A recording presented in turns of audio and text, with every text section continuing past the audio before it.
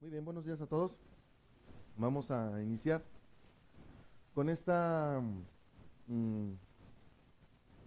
análisis de la segunda resolución miscelánea fiscal.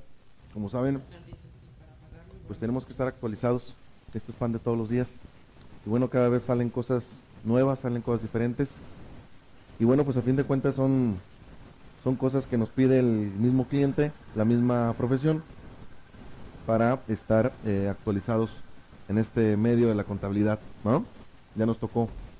El otro día, platicando con otro profesionista, con un dentista,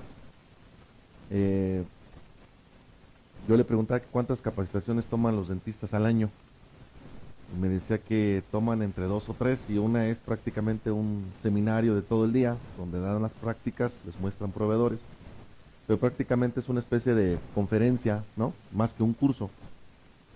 Les muestran pues nuevas técnicas, realmente es muy light, y me dice esa y otras 2, ¿no? Una por ahí de marzo, otra por ahí de octubre y otra por ahí en verano. Y la de verano pues nos vamos a Cancún, ¿verdad? Todos ahí a la playa y vamos 2 o 3 días. De los 2 o 3 días de seminario, uno es de curso, el otro 2 es puro cotorreo. Y me dice, ustedes como contadores, ¿cuántos cursos toman? Y estaba haciendo el cálculo de todo lo que hacíamos en el año. Le digo, no, pues yo creo que en promedio tomamos entre unos de 15 a 20, más o menos, ¿no? Es promedio. Y hay gente que toma hasta 30, porque depende qué es lo que hagas, porque hay gente que toda se chuta seguro social, se chuta constructora, se echa el de defensa, en fin, se avientan un montón de cursos ahí, como 30. Y estaba espantado el dentista, me dice, pues ¿a qué horas trabajan, no? Y si yo con 2 o 3, a veces cuando son 2 o 3 al año, yo a veces hay alguno que dudo no ir, imagínense, ¿no? Un dentista que puede programar sus tiempos y que a lo mejor mueve sus citas. Pues imagínense nosotros que andamos atiborrados con el tema del SAT y con otras menesteres, pues imagínense cómo andamos. Yo creo que somos de las profesiones que más capacitación tienen en el año, ¿no? Junto con los notarios y junto con los pues sí, con los médicos, porque los dentistas ya constaté que no. Tienen entre 2 o 3, ¿no? Bien, vamos a iniciar entonces con esta sección de la segunda resolución miscelánea para ver qué novedades nos tiene el SAT para esta segunda sección. Lo que hicimos fue dividir el material en 2 secciones. La primera sección son todas las reglas generales, código fiscal, impuesto a la renta e IVA. Y nos vamos con la segunda sección, que habla directamente sobre las modalidades de los CFDIs. ¿Les parece bien? ¿Sí? Recuerden que en los CFDIs pues prácticamente se nos notifica de todos los cambios que va a haber de aquí hasta el 30 de noviembre. ¿Sí? Cuáles son los nodos que van a operar, los nodos que no van a operar, y cuáles precisamente las facilidades administrativas que tenemos nosotros como contribuyentes para todo el mundo de los CFDIs. Recuerden que cualquier pregunta que tengan es bienvenida. Me indican antes para que les asignen el micrófono. Estamos en línea, en curso en línea, entonces también ellos los quieren escuchar. ¿Sí? Bien, vamos a iniciar entonces. Esta segunda resolución miscelánea fiscal se emitió a partir del 18 de julio del 2017. Prácticamente la tenemos fresca y bueno, pues sí hay bastantes cosas que tenemos que aplicar. La primera, vamos a iniciar con el IVA.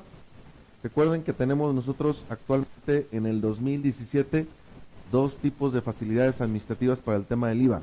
Primero, la que salió en la primera resolución miscelánea fiscal, que nos dice que si somos una pyme, ¿sí? Somos una pyme, y nuestra devolución del IVA no vale más allá de 1,000,000 de pesos, nos la van a devolver en menos de 5 días. Se le llama devolución automática de IVA. Únicamente opera para contribuyentes que se consideran pymes, es decir, aquellos contribuyentes de no más de 5 millones de pesos en el año de ventas, muy pequeñitos, y si la devolución prácticamente no es mayor a 1,000,000, prácticamente el IVA lo tenemos directamente en 5 días. ¿Sí? Obviamente tenemos que estar al día con lo que es, ellos operan con mis cuentas, prácticamente al día con mis cuentas, y les pongo de una vez este escenario porque aplica directamente para este IVA operativo. ¿En qué consiste esa devolución automática? Tanto para la parte operativa como el IVA de 5 días. Primero, hay que recordar no estar en el artículo 69 del Código Fiscal de la Federación. El artículo 69 del Código Fiscal de la Federación es la famosa lista de los contribuyentes indeseables, la lista negra. ¿Por qué podemos estar en el artículo 69? El artículo 69 pues habla de aquellos contribuyentes que tienen un crédito fiscal, aquellos contribuyentes que tienen alguna que están ilocalizables, aquellos contribuyentes que sus facturas o han recibido facturas o han dado facturas que se encuentran como simulación fiscal, le han facturado a empresas que no existen, ¿sí? Por esos motivos nos pueden poner en el artículo 69. Siguiente, para que tengamos la devolución automática del IVA, es bien importante no tener ningún tipo de amparo o algún tipo de defensa contra alguna autoridad fiscal. ¿Qué significa? Que no debemos de tener algún recurso de revocación existente, no podemos tener ningún trámite pendiente de resolución ante un tribunal fiscal, no podemos estarnos peleando con ninguna de las autoridades fiscales. ¿Y qué nos dice el código? Aquí el código se abre y te dice, recuerda que hay 4 autoridades fiscales. Primero, el SAT, el IMSS, el Infonavit y finanzas de los estados, ¿sí? Entonces, no debemos de tener ningún conflicto, no debemos de tener ningún pleito con ninguna autoridad fiscal, porque te dice el SAT, ¿cómo quieres que te devuelva el IVA rápido si te estás peleando con uno de mis compañeros o conmigo mismo? ¿Qué claro? Pues no podemos estarnos peleando con el SAT y a la vez estar pidiendo devoluciones automáticas. Sí podemos pedir el IVA de manera tradicional, ¿qué claro? Su devolución, pero no lo podemos pedir en la versión automática, que son los IVAs preoperativos y los IVAs directamente con menos del 1,000,000 de pesos, ¿sí? Ahí vamos contando. Número C, ¿sí? C, estar al día, ya sea con mi contabilidad electrónica, si es que el contribuyente optó por irse por contabilidad electrónica, o ir al día con mis cuentas, ¿sí? Ir al día con mis cuentas. ¿Va? Recuerden, algo que les iba a comentar, el artículo 69 del código se actualiza cada mes y ese lo podemos encontrar directamente en la página del SAT, generalmente entre el día del 24 al 26 de cada mes. Por ejemplo, ahora que fue 24 y 26 de julio, se actualizaron los contribuyentes hasta el mes de junio. Del 24 al 26 de agosto nos mandan el listado directamente hasta el mes de julio. ¿Sí? Sí, contador, adelante.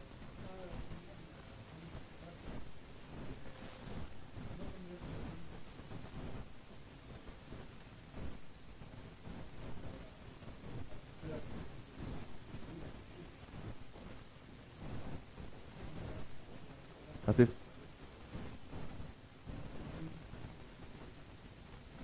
Ujú.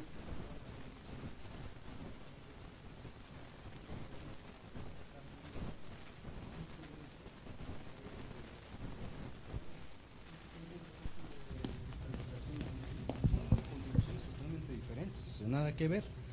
Nada que ver, digo, ese es un punto de vista nada más. Sé que es una regla, sé que la autoridad condiciona, desde mi punto de vista es únicamente para poner piedritas. Sí, claro. Eso es lo que yo veo, nada más, ¿no? Porque digo, jurídicamente nada que ver. Sí, nada más que como como forman parte del paquete del Código Fiscal, y obviamente dice la autoridad, ¿cómo quieres que te dé beneficios si te estás peleando con uno de los nuestros? ¿Sí? Entonces, es un filtro. Fin de cuentas dice, si quieres que te lo dé rápido, si no quieres que te lo entregue rápido, te vas por el modelo tradicional y te esperas tus 40 días a que te conteste. ¿Sí? Es un filtro que tiene, es un VIP, ¿sí? Una vía express, ¿va? Y en esa vía express determinaron que pues no tenemos de tener algún pleito con alguna autoridad fiscal. ¿Sí? Sí, sí. No, de nada. Siguiente, tener habilitado nuestro buzón tributario. Recuerden que tenemos que tener habilitado el buzón tributario. Recuerden que de igual manera el año pasado muchos contribuyentes tramitaron algún tipo de recurso para no utilizar el buzón tributario, al igual que la contabilidad electrónica. La otra es que muchos contribuyentes les ha llegado los avisos de que usen el buzón tributario, lo activen, y bueno, ya es la minoría los que no lo han activado, pero obviamente si nos encontramos en un supuesto, porque hay que recordar que estas son pequeñas empresas o pymes, que no hayan actualizado su buzón tributario, pues obviamente no pueden acceder a una devolución automática de IVA, ya sea de los 20 días que nos habla la parte operativa, y o en su caso los 5 días que nos habla la parte de las pymes. ¿Sí? Siguiente. Tener activos nuestro certificado sello digital. Si por alguna circunstancia la autoridad, que no necesariamente tiene que ser por tema de IVA, sino por un tema de incumplimiento de alguna obligación fiscal, y nos dio de baja el certificado sello digital, si no tenemos certificado sello digital activo, no podemos tramitar devoluciones automáticas de IVA. ¿Sí? ¿Ah? Siguiente, obviamente, como F, al momento de la presentación de la declaración de la devolución automática IVA, ir al día con mis obligaciones fiscales. Ir al día con mis obligaciones fiscales. Y esto nos lleva a dos secuencias. El apartado F nos habla de nuestras partes relacionadas, que aquí entran socios, holdings, empresas que están relacionadas directamente con nuestro negocio, donde compartimos socios. Obviamente no podemos tramitar devoluciones de IVA automática si nuestro socio se porta mal. ¿Sigue claro? ¿Sí?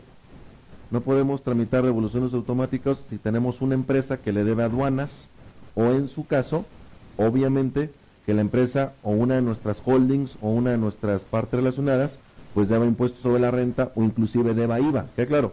Dice la autoridad, ¿cómo te voy a devolver IVA a una si la otra que es parte de tu grupo no me ha pagado el IVA? ¿Sí queda claro? ¿Sí? Esa parte hasta suena lógica, ¿no? Si tengo una empresa hermana, ¿cómo la otra me debe IVA y luego la otra pide devolución automática de IVA? Pues es una incongruencia fiscal. Entonces obviamente prácticamente lo que hace la autoridad es, nos hace un escaneo, ¿sí?, de este tipo de temas, y prácticamente si pasamos ese escaneo, pues en automático obviamente tenemos ese tipo de directrices para que nos devuelvan en automático el IVA. Recuerden, hasta el momento de la resolución miscelánea hay dos, no más de $1,000,000 pesos, 5 días, y el IVA operativo, que prácticamente son en 20 días, ¿vale? Lo demás, recuerden que hay otro tipo de IVA, pero esos son para empresas que se encuentran dentro del padrón de exportadores, que ese es un tema totalmente diferente, ¿sí? Ese no acceden todos. Esa es una certificación que le da el SAT para aquellas empresas que son dentro del padrón de exportadores, prácticamente les da directamente un IVA también en 20 días. ¿Va? ¿Dudas del tema del IVA? ¿Sí?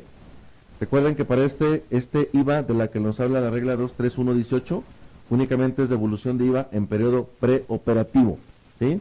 Y esto es únicamente para exclusivamente inversiones de activos fijos. ¿Vale? Aquí nada más hay que señalar que son exclusivamente inversiones de activos fijos y en periodo preoperativo. El que nos mencionaba la primera resolución del $1,000,000 de pesos está bastante buena si es que somos contadores independientes y tenemos muchos clientes chiquititos, porque obviamente prácticamente les devuelves el IVA mucho más rápido a veces que una empresa exportadora. Entonces es bastante interesante cuando son devoluciones muy pequeñitas de de 100,000, 200, 300,000 pesos de IVA. Y bueno, pues como despacho, como contador o como asesor, caes bien, ¿no? Porque dice, oye, qué despacho tan eficiente, en 3 o 4 días me tuvo mis 300,000 pesos, y lo único que hay que cuidar es que sea un contribuyente prácticamente cumplido, ¿no? ¿No? Y bueno, a veces el mismo cliente te dice, oye, yo pensaba que para que me devolvieran IVA, pues era más tardado, y tú como despacho me lo tienes en una semana o en 7, 8 días. Entonces, es bastante interesante para los que nos dedicamos a clientes chiquitos. ¿Sí? ¿Va? Bien, vámonos con la siguiente. Hablando del buzón tributario, recuerden que en cuanto termine la versión 3.3 de nuestro querido CFDI de pagos, inician las pruebas piloto para el escenario de lo siguiente. Recuerden, el último trimestre del 2017 y el primer semestre del 2018 inician las pruebas piloto para que a través del buzón tributario, ¿sí?, se pueda subir directamente el seguro social, ¿sí? Recuerden que el seguro social ya le trae ganas al buzón tributario.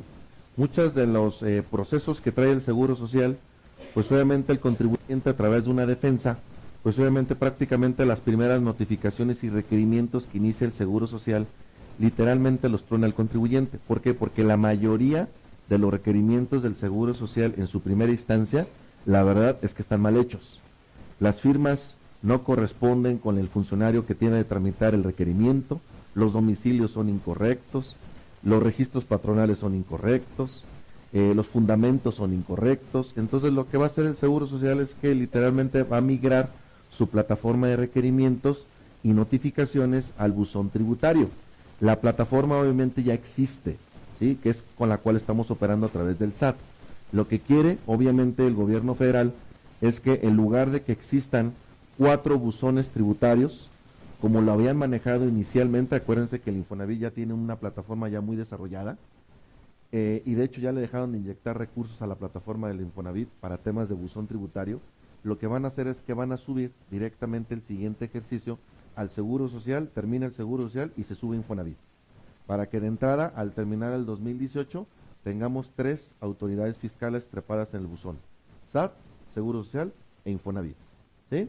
Ahora, el 17K habilita a los gobiernos estatales para que también se pueda subir directamente al buzón tributario. Ojo, de entrada, eso depende de cada gobierno, porque obviamente tiene que montar una infraestructura para notificarte a través del buzón tributario federal, y eso depende de cada gobierno del estado. De una vez les anticipo, a nuestra mala suerte, los que le traen ganas a esto es Ciudad de México, Estado de México, Nuevo León y Jalisco. ¿Por qué? Porque son los estados que mayor nómina traen. Entonces obviamente te quieren hacer el requerimiento del porciento sobre nómina directamente sobre el buzón tributario, ¿sí? Recuerden que la iniciativa es obviamente ahorita montarnos sobre personas morales para lo que es gobiernos de los estados, ¿sí? En una segunda etapa por ahí tienen estimado que obviamente las personas físicas con actividad empresarial, pues obviamente también se les haga notificaciones directamente a través del buzón tributario. ¿Sí, claro? Pero ahorita la instancia es que por lo menos el siguiente ejercicio o el siguiente año, que ya está casi por llegar, pues vamos a empezar a ver ciertos avisos, ojo, no notificaciones, avisos que son prueba piloto del Seguro Social. Por ahí de mes de marzo, abril, por ahí del siguiente año, nos va a empezar a llegar a todos: oye, te va a decir el Seguro Social, hola, ya estoy aquí, a través del buzón, ¿vale? Eso lo va a realizar el siguiente ejercicio, y precisamente es algo que hace la reforma directamente al buzón tributario. ¿Por qué? Porque nos dice que el buzón tributario es el único medio de comunicación entre un contribuyente y la autoridad fiscal. ¿Queda claro? Y autoridad fiscal, recuerden que es código. Autoridad fiscal no te habla del SAT, autoridad fiscal te habla de los 4. ¿Sí? Entonces obviamente dice, pues ¿para qué haces 4 buzones? Con uno es más que suficiente. ¿Va? ¿Dudas que tengan del buzón tributario?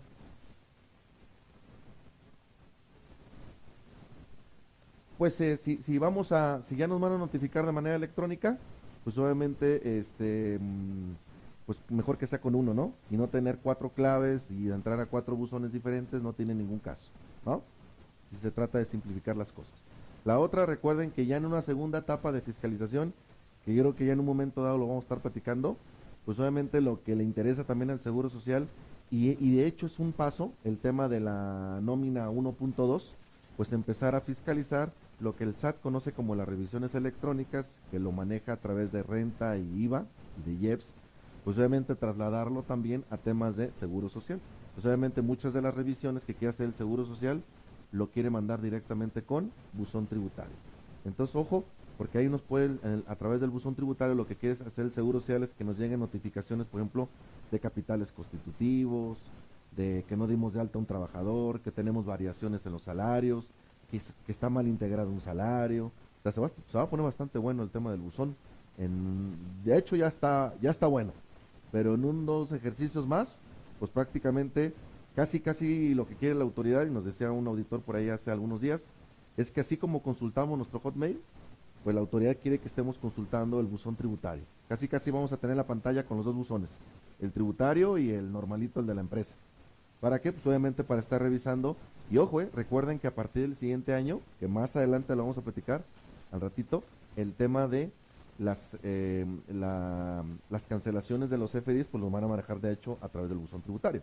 Entonces prácticamente casi suena como broma, pero sí hay que tenerlo abierto, ¿sí?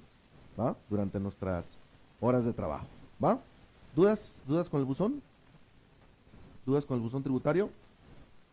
Bien, fíjense, nos dice la autoridad fiscal, ¿cómo ya tengo una nueva nómina que se llama versión 1.2? En esa nueva versión 1.2 integré tres parámetros muy interesantes. Recuerdan que esto está hablando de la nómina, ¿vale? En la versión de la nómina hay tres parámetros muy interesantes. Uno,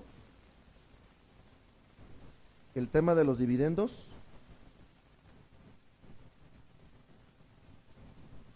Dos, el tema de los viáticos. Y tres, el tema de los otros pagos. ¿Sí? Y hay que recordar que con la nueva versión de la 1.2, que de hecho viene desde la primera resolución miscelánea fiscal, nos indica que cuando yo le pago a un socio o accionista, yo le puedo pagar de dos formas. Le puedo pagar con acciones y le puedo pagar con cash. Le puedo pagar con dinero. Ambas están contempladas en la versión 1.2 de la nómina. ¿Qué significa? Que si a un socio le voy a pagar con títulos o con acciones, de todos modos lo tengo que timbrar. Si a un socio le pago, obviamente con cash, obviamente le tengo que hacer su retención. Hay que recordar que la única que se salva, el único dividendo que se salva de una retención directa son aquellas utilidades generadas antes del ejercicio 2014 hacia atrás. Porque del 2014 hacia adelante, mínimo, tienen una retención del 10%. Recordarán que esas utilidades que se pagan después del 2014, que tienen una utilidad o que tienen una retención del 10%, son aquellas que provienen de CUFIN. ¿Recuerdan? Las que provienen de CUFIN es una utilidad que ya está limpia porque ya pagó impuestos. Y te dice la autoridad, pero si provienen de una UFIN después del 2014, te tienes que hacer una retención a fuercitas del 10%. Disminución de capital, pues obviamente tengo que hacer, me lleva a la piramidación del 1.4286 por la tasa del 30%. Si reparto el dividendo directo, tengo que hacer la retención del 1.4286 por la tasa del 30%. Entonces prácticamente toda la familia de dividendos está timbrada. Entonces lo que te dice la autoridad o que nos indica la autoridad es, ojo, cuando tú como empresa le pagas a uno de tus socios un dividendo, el socio, obviamente la empresa cumple con su apartado de hacerle su retención, le haces el timbrado con la 1.2 y el socio ya no es necesario que haga su incremento de obligaciones y que nos haga un aviso de que está obteniendo ingresos por dividendos. Recuerden que los dividendos pertenecen al capítulo de otros ingresos. Entonces, al nosotros timbrarle la 1.2, prácticamente nuestro socio accionista lo que estamos haciendo es literalmente le estamos ya haciendo una declaración y el socio accionista pues obviamente ya no tiene que hacer absolutamente nada de presentar ningún tipo de aviso directamente con el SAT. Es decir, ya no tiene que meterse en la plataforma y decirle, oye, señor SAT, tuve ingresos por dividendos, porque el SAT te va a decir, sí, ya lo sé. Al momento de que me timbras con la 1-2, prácticamente me están ya notificando. Tú como socio ya no tienes que hacer absolutamente nada. ¿Sí? Claro, el que tiene que hacer su parte, pues obviamente es la empresa que te paga a partir de acciones o dinero. Recuerden que esas dos ya las tenemos directamente en la versión 1.2. ¿Vale, vale? ¿Sí? La otra que trae la 1.2 es el tema de los viáticos. De igual manera, nos dice lo siguiente. Cuando en la versión 1.2 utilizo en el apartado los viáticos, obviamente esos viáticos al momento de estar timbrados en la versión 1.2 ya no es necesario que presentes un aviso de que ese trabajador se le entregaron viáticos. Queda claro, recuerden que la DIM ya no existe. Entonces, obviamente lo que nos obliga la autoridad es que al momento de que le entregamos sus viáticos al trabajador, pues obviamente los timbremos. Ya estando timbrados, recuerden que hacemos lo siguiente. Estos viáticos, para efecto de la regla de la 1.2, nos dice lo siguiente. Ojo, primero, si quieres que realmente sean exentos al trabajador, el trabajador tiene que cumplir con su obligación fiscal de que lo que le entregó como viáticos tiene que ser comprobado. Si son comprobados, esos viáticos son deducibles para el patrón, exentos para el trabajador y obviamente ya en ese momento es cuando se los timbro. Yo al momento de timbrar en la versión 1.2 los viáticos, significa que eso ya está comprobado. ¿Queda claro? Se lo entregué y yo lo voy a hacer deducible. ¿Queda claro? Ahora ojo, ¿cómo elimino esto? Si en su caso yo le entregué una cantidad de dinero y el trabajador, por ejemplo, yo le entregué 4,000 pesos y el trabajador me comprueba 3,000, pues obviamente esos 1,000, para que no viajen como acumulables al trabajador y no deducibles al patrón y no nos llenemos de no deducibles, lo que hacemos es que esos 1,000 los tiene que reintegrar el trabajador a la empresa para que no viajen como acumulables. Ahora, si el trabajador te dice, oye, de los 1,000 que me quedaron del viaje, la verdad es que ya me los gasté, porque andaba ya en Pachuca y de una vez pagué mi tarjeta de crédito. Ok, ¿qué es lo que hay que hacer? En la nómina inmediata siguiente de mi trabajador, hay que hacerle el ajuste cargándoselos a la nómina, para que únicamente carguemos, ¿cuánto? Vamos a cargar 3,000 pesos, para que sean los que viajen directamente al timbrado y no los 4,000, ¿queda claro? Porque si no vamos a traer una diferencia fiscal. Le timbro 4,000 y al final comprobables voy a traer 3,000. Entonces la autoridad fiscal al final del ejercicio nos va a decir, oye, ¿qué pacho? Yo aquí traigo, obviamente menos comprobación de la que le estás entregando a un trabajador, por lo tanto, significa que haya un acumulable donde me debes a mí una retención. Para evitar ese tipo de cosas, pues mejor únicamente timbramos lo que realmente se comprobó. Vamos contra ahorita que te den el micrófono, el altavoz. Queda claro que el timbrado va a ser en el momento de que el gasto se efectúe por parte del trabajador, es decir, cuando compruebe, ¿verdad? Así es. Al momento del cheque, pues lo cargamos a deudores diversos, cuando compruebe, pues ya se lo descargamos. Correcto. Ahora, en el momento del timbrado, ya tenemos dos tipos de comprobante. Uno por por los gastos ejercidos por el trabajador en provincia o en el lugar donde haya sido. Así es. ¿Sí? Y otro, el CFDI, por el timbrado de esos gastos. En un momento dado, ¿podría yo considerar como deducible el timbrado? No. ¿Por qué? Porque lo que ya te comprobó el trabajador, eso lo vas a deducir.